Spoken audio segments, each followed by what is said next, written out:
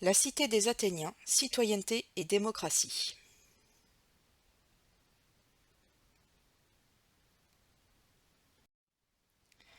Au 5e siècle avant Jésus-Christ, Athènes est une cité-État qui domine un vaste territoire appelé Attique. Elle est très riche grâce à son port de commerce et à ses mines d'argent. L'unité de ses habitants repose sur 3 dimensions et lui permet d'assurer sa puissance.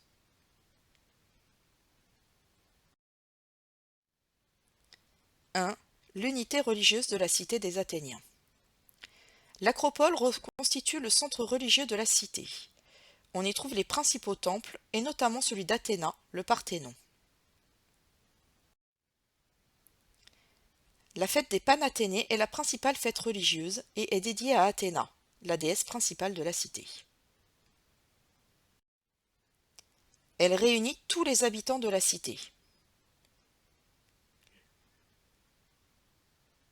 Le citoyen, la femme, l'esclave, mais aussi le métèque.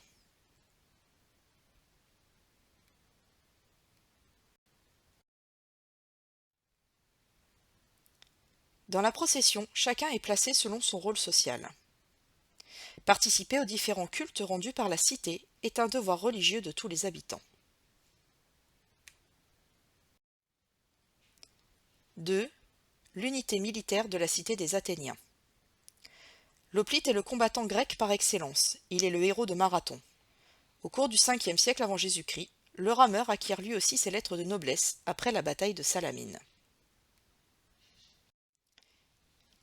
Qu'il combatte à pied ou en bateau, l'Athénien reçoit une formation destinée à renforcer ses liens avec le groupe et avec la cité. Défendre la cité est donc un devoir patriotique de chaque citoyen. Périclès renforce la puissance d'Athènes en mettant en place la Ligue de Délos. Les Athéniens fournissent 2 centrières pour protéger les cités alliées.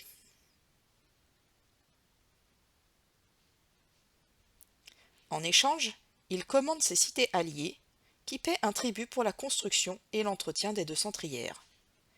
Athènes devient ainsi la plus grande puissance grecque du moment. Cependant, les Athéniens finissent par utiliser le tribut pour embellir leur cité, ce qui provoque des mécontentements et déclenche la guerre du Péloponnèse. Sparte est à la tête des ennemis d'Athènes. Cette guerre marque la fin de l'apogée d'Athènes.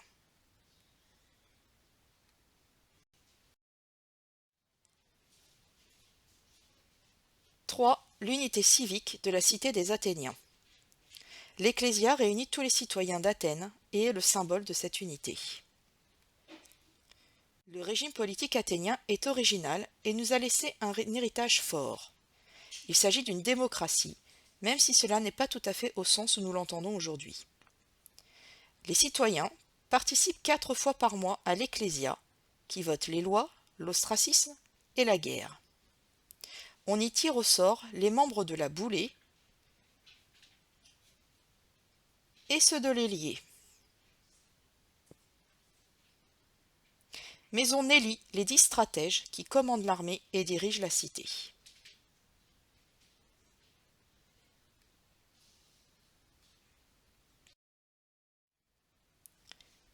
Pour fonctionner, la démocratie dispose d'outils. Le pinakion, pour identifier les citoyens. La clepsydre, pour mesurer le temps de débat. Le clérotérion, pour le tirage au sort. L'ostracon, pour désigner les victimes d'ostracisme. Et les jetons. La participation aux différentes instances de la démocratie, ecclésia, boulée et ailier, est un droit mais aussi un devoir de tout citoyen athénien.